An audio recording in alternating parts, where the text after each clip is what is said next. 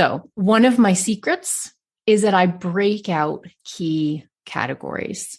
There are some things on a tax return, and here's where, for example, taxes are different from just financial bookkeeping. There are some places where you get a choice between using this method or that method. And depending on which one comes out better for you on your taxes, you're going to pick that one. But in order to do that, you have to actually track it both ways all year long. If you have your book set up so you're tracking both ways all year long, then what happens is when it comes to tax time, you avoid the stress of recalculating everything in that category.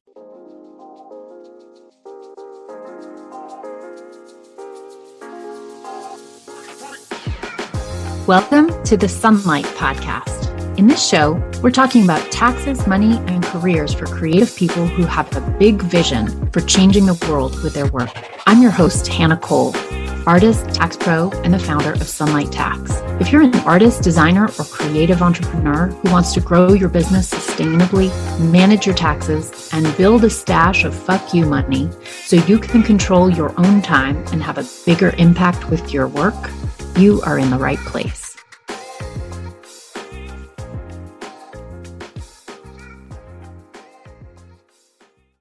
Hello, welcome to the Sunlight Podcast. Today, I want to talk to you about what bookkeeping is really for and who actually needs fancy, complicated bookkeeping and who doesn't.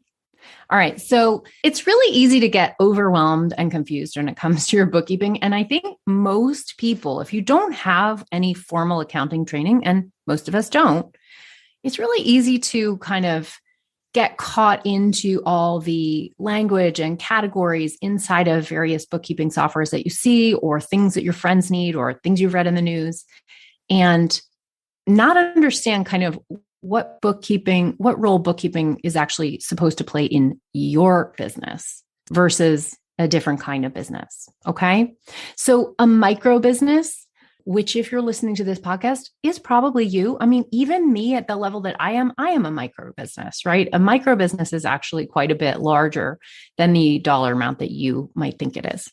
A micro business has very different needs when it comes to bookkeeping than a larger business does. So let's get into what those differences are and what it is that you actually need. Because I think when you listen to this episode, what you're going to realize is your bookkeeping does not need to be that complicated. And when you understand what the purpose of bookkeeping is for you, you can focus on a lot fewer things, and you can spend a lot less time on it, and you can have a much simpler setup that is far easier for you to handle. Okay? So that's the point. We're going to get you to a place where you feel really confident in simplifying the way that you do bookkeeping.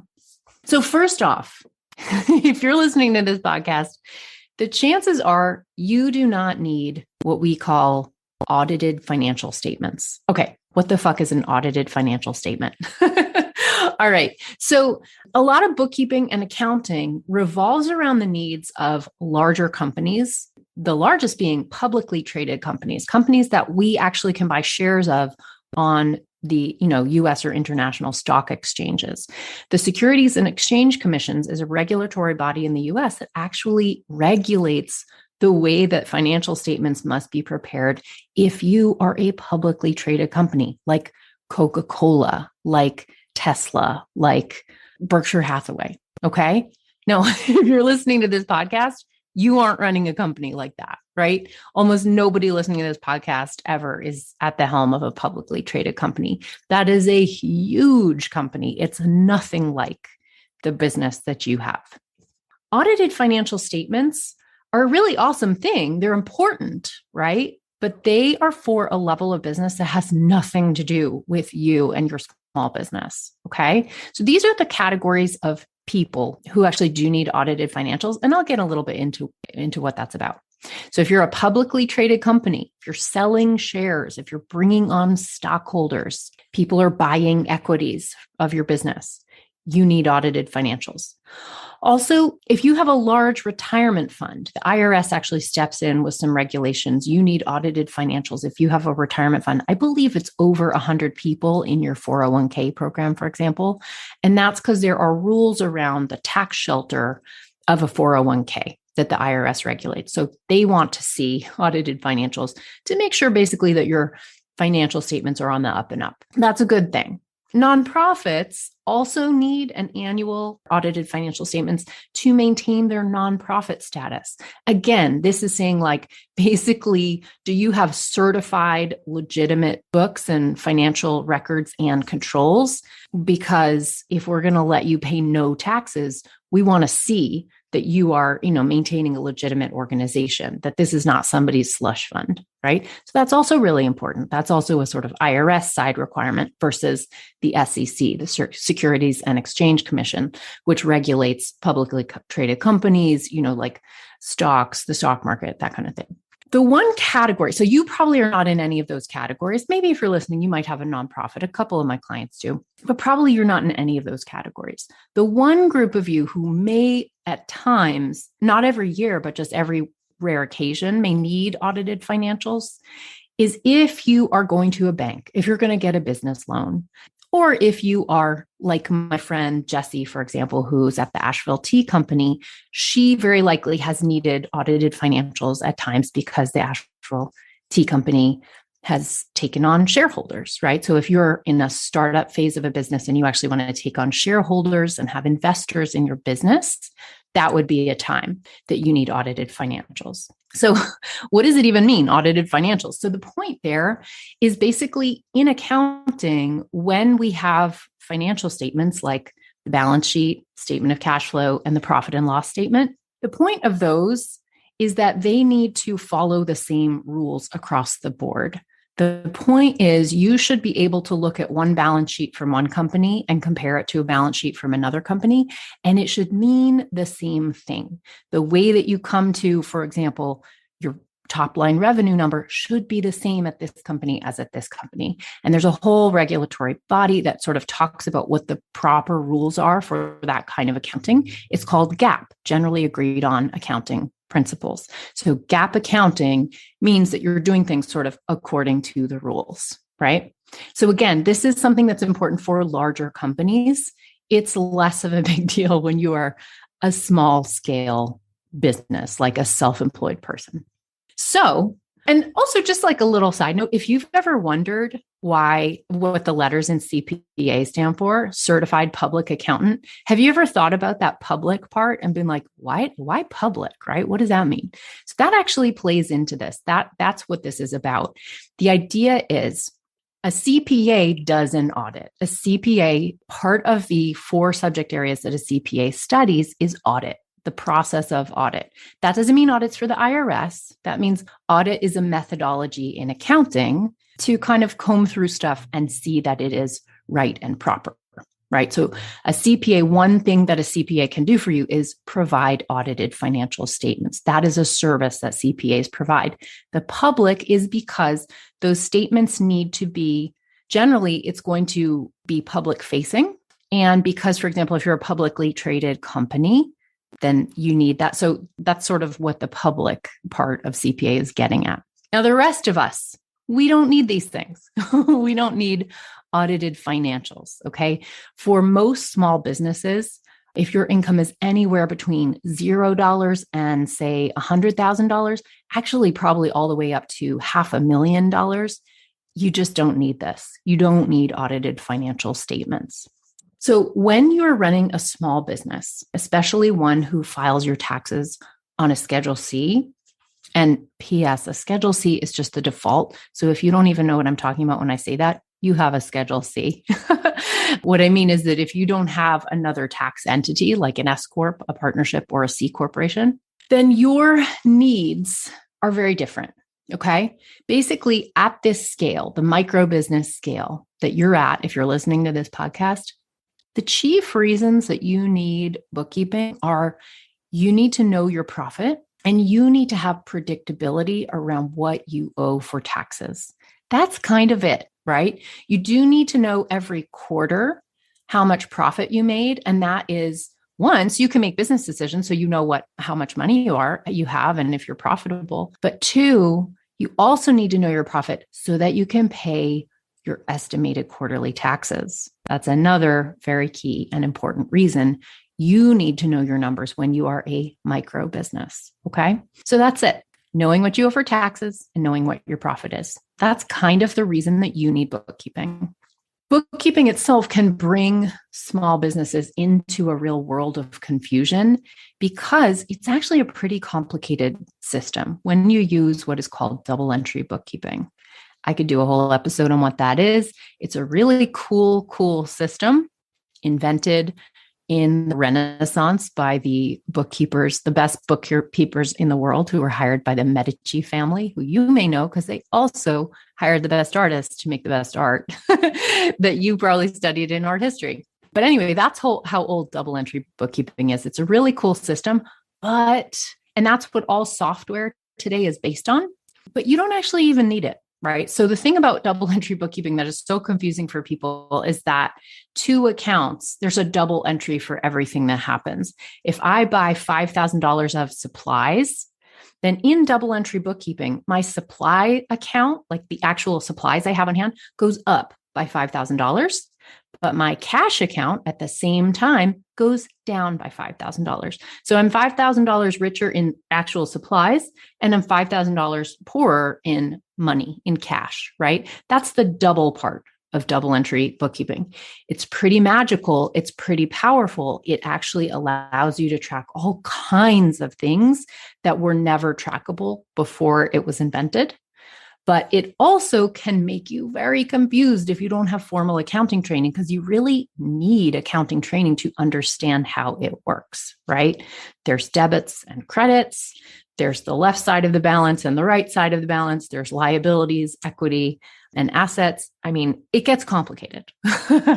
Okay. And this is why it's really best left to a bookkeeper to set up, because your average person without training cannot set up bookkeeping on a double entry system without getting some categories confused, because a lot of times you're like, wait a minute, why are subscriptions to my membership a liability? That doesn't make any sense.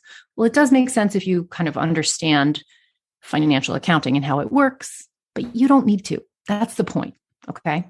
So these complicated things, basically the short answer here, you don't need them. They're not for you. Okay. Now, the second issue is that taxes, tax accounting, and bookkeeping, financial accounting, are 2 separate things. If you go back to school for accounting, financial accounting and tax accounting are 2 different tracks in the accounting program. They're not the same thing. So this is really clear once you actually formally start studying accounting. But I think most, lay people, you start selling cookies out of your garage on weekends, you don't know this, right? And that's totally fine. It's totally okay. But it's a little confusing, right? So a lot of us think that our bookkeeping is exactly the same thing as what goes on our tax return. And that's not actually the case. It's very similar, but there are some key areas where it's different. Okay. That's the thing you need to know. So what's really kind of funny is when you have what is called a tax entity. So if you form, for example, an S corporation. So I'm an S corp as Sunlight Tax. When you're an S corporation, you actually highlight on your S corp tax return, which is called an 1120S. On that tax return, I actually have to provide both versions. So I do the tax accounting and the financial accounting. So in other words, an S corp tax return, you actually include a balance sheet in your taxes to show the financial, like the bookkeeping part. And then you do a reconciliation, which is called the book tax difference. In other words, you don't have to know all those details, but what I want you to understand from this is that we acknowledge at the sort of higher level business that's bigger and has more admin to it, we are actually openly acknowledging on our taxes that the bookkeeping and the taxes are a little bit different. And we're actually showing where the places of difference are on the tax return. Okay. That's what I want you to know. The interesting thing that is actually creating a really big headache for most people with small businesses is that on a Schedule C, which is the default, that's where you file your taxes with your small business when you're self-employed, there is no reconciliation like that, which means if you don't know this, it's really easy to get confused about it, to think it's all the same thing. So that's the part I want you to understand, is that there are some really key differences and it can be really confusing.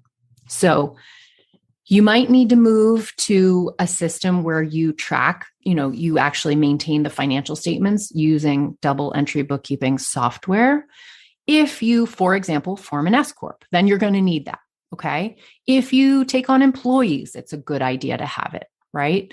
And there are some other scenarios where you might want to have software that's double entry bookkeeping, as all software is. And that's totally fine, right? But if you're just starting out, if you have a young business, if you're a solopreneur, you don't need that level of complication. Okay. So I wanted to talk about the spreadsheet system that I created and the reason that I created it, and how it solves this problem. Now, you don't have to ever use it in order to benefit. I think just like hearing me talk about it right now is going to make some things clear to you that you probably felt confused about before. That's my hope in kind of outlining why I created a spreadsheet bookkeeping system for people with small businesses. So what I did was basically, as an artist, as a painter, I had a very simple spreadsheet where I tracked my expenses, basically, and my income in my painting operation and my painting business. And at the point where I started going back to school for accounting and actually learning the sort of, both the financial statement side and the tax accounting side, what I did was I took this spreadsheet system that I had used for years already as just a painter, and I started mapping the categories of expenses directly to how they come onto your tax return. Okay. This was just personal. This was the system I used personally for my own books as a painter. So I was mapping all of the categories straight to my Schedule C.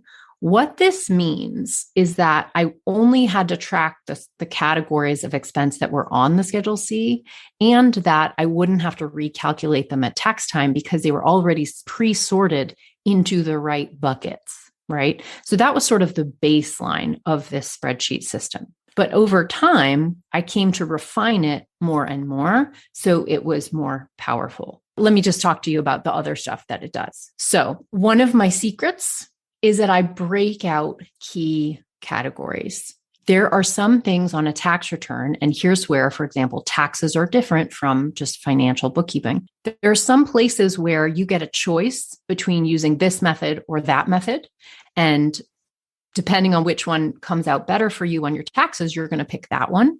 But in order to do that, you have to actually track it both ways all year long. If you have your book set up so you're tracking both ways all year long, then what happens is when it comes to tax time, you avoid the stress of recalculating everything in that category. I'll give you an example.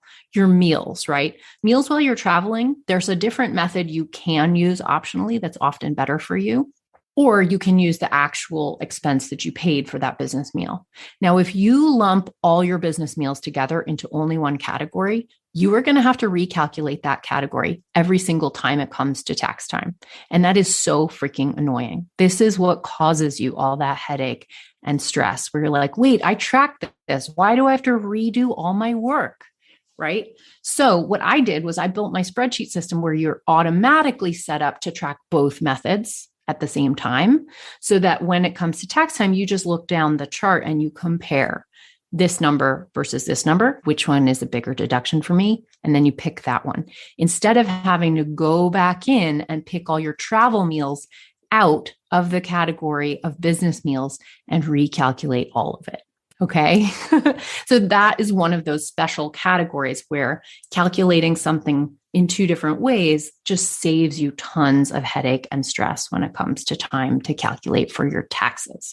So that's a really important thing. I also want to talk to you about tracking the things that go on your tax return, but actually don't get tracked normally in bookkeeping software. Okay. That's another important thing that I integrated into my spreadsheet bookkeeping system because it's a thing that's really easy to miss because you don't see it when it's not in your QuickBooks, right? So here's how that works. Your mileage, your home office, rent, internet, travel, these are things that have special ways of getting calculated on your tax return that are allowed to go onto your Schedule C. But aren't set up as categories inside of your bookkeeping. Why is that? That's because some of the things you're allowed to deduct when you're a small business are partially used for personal reasons and partially used for business, right? Your car is a great example of that.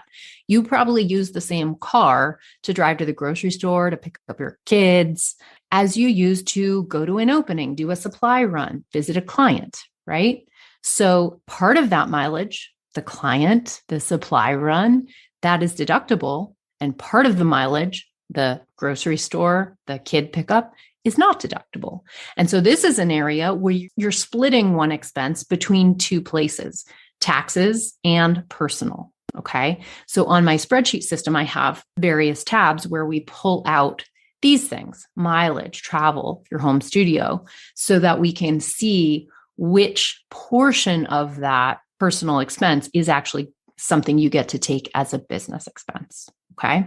So those are the two really key ways that my spreadsheet system simplifies your taxes, because it just keeps it highlighted and tracked all year long as part of your system, as part of your setup, so that you're not going through that just headache scramble that feels so terrible at tax time. Okay. Because I know it, right? Like I've been there too. When I started out as an artist, I did not know this stuff. I had to go through the headache and the hassle of recalculating and pulling my hair out and not understanding why, even though I tracked this all year and thought I was doing a good thing, why I still ended up with this total mess of calculation at tax time. So that is basically the point behind this simple spreadsheet bookkeeping system that I have produced, that I sell within my program called Money Bootcamp. So what is the takeaway for you? First of all, if you are a really scrappy DIY person, and PS, you never have to buy anything from Sunlight Tax. It's totally fine. I do all kinds of stuff acknowledging the DIY scrappy creative people out there who are very similar to how I was when I started. And so please take advantage of all my free stuff. I absolutely love it. If you are that person, if you are a DIY scrappy person and you want to do this all yourself, you can get started by downloading the free tax deductions guide, my visual guide to your tax deductions. And you can create your own spreadsheet where you map those deductions on my visual guide that's free to your own spreadsheet. You can do that on your own. You can do that for absolutely free. That guide is at sunlighttax.com/deductions guide. Okay. So that's there for you.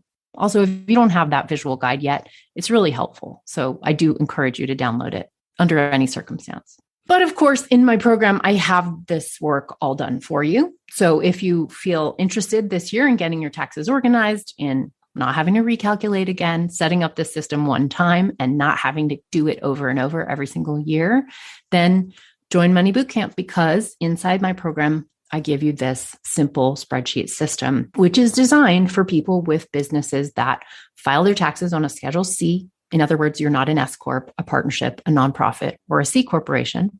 And it's okay if you're an LLC. That's actually completely fine, because LLCs still file their taxes on a Schedule C unless they've formed a separate tax entity like an S Corp. So you don't have to guess. When you get that spreadsheet system that I have, the work is all done for you. It's really, really simple.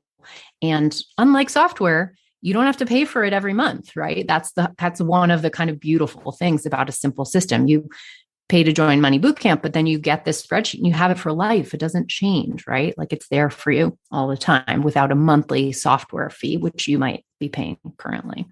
This is the single biggest source of stress that I see people have when it comes to their numbers in their small business. And it's just, without having formal tax knowledge, tax training, it's really difficult to kind of understand. And I want you to know that a lot of bookkeepers don't have tax training. Bookkeepers tend to get trained towards financial accounting. They get trained to do bookkeeping for CPAs, for a system of like GAAP accounting. So that's great. I mean, they're doing a good thing, but it's just important to understand that even if you work with a bookkeeper, it doesn't necessarily mean that they know all the tax rules or that they're setting up your books in a way that makes your taxes simpler. Okay. It's fine to do that. I'm not criticizing it, but I just want you to be aware that bookkeepers do not orient towards taxes. They orient towards bookkeeping. Okay. So it's just a really kind of important difference I want you to understand about financial accounting versus tax accounting. So basically, I just want you to understand that because I myself am a creative person with an active painting practice where I have needed to track my income and expenses for those simple reasons that a painter needs. And this applies to you if you are, running a jewelry business, selling cookies, doing some mission-driven small business. If your revenue is not up at a huge, over $100,000 yet, you need bookkeeping so that you know your profit and so that you know what you owe in estimated quarterly tax payments. That's really important. Oh, what I did not mention here is the other thing about my spreadsheet system is that I've put in calculations where you fill in the number of your state tax rate, but I have the federal tax rate in there for self-employment tax. And actually, so I have the formulas in there that actually show you based on your Schedule C income, your business income, what approximate tax payment you will need to make for the quarter. I kind of forgot to mention that's a really big one. I almost missed that. That's a really big deal because paying your estimated quarterly taxes so that you stay on top of your tax due throughout the year prevents you having a massive full annual tax bill hit you out of the blue and by surprise. So just knowing what approximate tax you owe because of self-employment tax and income tax that you owe from your business activity, it's really, really important to know how to make that calculation. And I just have it built right into my system. And I also have a tab on the spreadsheet where you can track the payments you've made to the IRS and to your state so that you can just see it in real time, how that's been going. If that sounds interesting to you, just even if you want more information, then here's the next step. I am giving a live training in 2 days on January 12th, Thursday, January 12th. I'm going to be giving a free training called Understand Your Taxes and Make Money. You can register for the training at go.sunlighttax.com/free. And I'm going to do some more myth busting in this training. I will be breaking down some other areas. So today I broke down bookkeeping for you, but I'm going to be breaking down some other areas you may feel confused over, like showing you the math behind how saving enough money so that after a couple decades, you never have to work again, AKA retirement, AKA fuck you money, how that math actually works, right? I think a lot of us, if you didn't get financial training, which so many of us didn't, right? If you went to art school, you may never have gotten any training whatsoever in personal finances. But we all deserve it. We all need it. So if you've never had a training on how compound interest works, on how it is actually possible to save enough for retirement, what it actually takes, and P.S., it's a lot less than you think. I want you to see the math. I want you to see that it is not a fantasy, that it is within your reach. And I'm here to tell you as a person who's done the taxes, who's seen the income of thousands of people, it's the people who have a habit and a system who save for retirement successfully. It's people who get windfalls, people with high income. They are not saving for retirement. That is a myth. That is something that we all think is true, but is when you actually look at people's income is not necessarily. I've done the taxes of many people with huge salaries who are living hand to mouth. And I've also done the taxes of artists, of theater people who are living on modest incomes, who are smart about the way that they gather their money and have a system for saving that successfully save for retirement and actually have enough money to build up some generational wealth and pass it down to their kids. That is fucking awesome. So I want to show you in this training what that math is so that you can see that it is really and truly within your reach. But you also need to know the components that it takes to do that. There's 3 key components. I call these the power triangle. I will be teaching you about the power triangle in this training. The power triangle is 1, finding your lazy dollars and putting them to work. So this is all about not hustling more for more money. It's actually just finding money you already have and making it work for you instead of just sitting in places where it's not helping you. That's number 1. Number 2, using tax advantaged accounts. In other words, there are special kinds of accounts that the US government on purpose has set up with incentives to save you money on taxes when you use them. And the reason that the government does this is to encourage you to fund your financial security. Because why? If you don't fund your retirement, ultimately who picks up the tab is the US taxpayer. So this is why there's actually really serious tax incentives built into using special retirement accounts, special tax advantaged accounts. So that's part 2 of the power triangle. Part 3 is investing. And you have to actually invest the money that you find and that you put into those accounts. That might seem a little scary if you're uninitiated, if you've never done investing before, but I am here to tell you, I am not talking about picking stocks or anything trendy, sketchy, or difficult. I'm just talking about a very basic, boring, time-tested strategy for investing that is simple. There's mountains of evidence and data to show that it's smarter than picking stocks or trying to be clever. And it's also the easiest. Okay. So it's very win-win. It is a boring, time-tested strategy that never changes. It's not trendy, and you can do it. You can absolutely do it. That's what you're going to learn in my free class. I'm really, really proud of this class. It gives you a lot to chew on that is immediately helpful to you. And that is whether or not you decide to go deeper with me and join my program.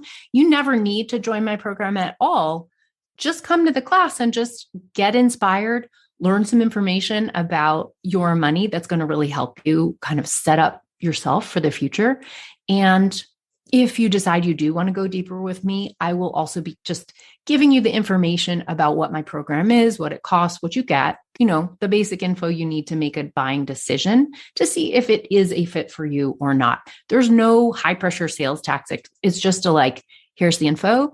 And also, if you decide you want to buy it during the class, I do offer a bonus of a one-on-one consult with me. But you will learn inside the class, whether or not you ever decide to join my program, you will learn a lot of really valuable, tangible action steps that are going to help get you set up for taxes this year to make this your easiest year ever. And you will learn the framework, the actual teaching framework I use inside my program, and some details about what you get if you decide to join it. That's kind of what I want you to understand. I have people who come to this training like 3, 4, 5 times just because they like it and they find it that valuable. I've asked them why they come over and over. And a lot of people just say, you know what, you have such a positive, can-do attitude about this stuff. It's so judgment free that I just do it to feel inspired again, to get back into my money when I've fallen off the horse a little bit. So a lot of people use this free training that I offer over and over and over again. And I love that. If that's you, welcome back. I'm so excited to have you. I do adjust and update the training, so it'll be a little bit new from last time, but feel free to just, join, to just kind of ride the high and remind yourself some stuff that maybe you haven't thought about in a little while. It's going to be fun. Come register, learn something, get inspired, whether you're going to do DIY style or join my program for deeper tools and support. And I'm really, really excited to give you some tangible tools and teach you some of that powerful financial knowledge that will get you on track with your money this year so that it's never a headache again. And so you have a plan and a system to build your fuck you money and to keep your taxes organized. If you have any questions about the class or about that simple bookkeeping spreadsheet that I offer inside my program, or if you have questions about my program Money Bootcamp, feel free to send me a DM over on Instagram at Sunlight Tax. But right now, the thing I want you to do, if this all sounds good to you, is go to this link, go.sunlighttax.com/free and register for the class. Okay. You'll get the recording if you're registered, but I encourage you to come live because there's a lot of good energy in there and you can ask me questions. So register for the class. It's go.sunlighttax.com/free. And I can't wait to see you on Thursday. Bye, everybody. Thank you for listening. If you like the show, be sure to subscribe, leave a review. It really helps, and share it with a friend. I'm so grateful.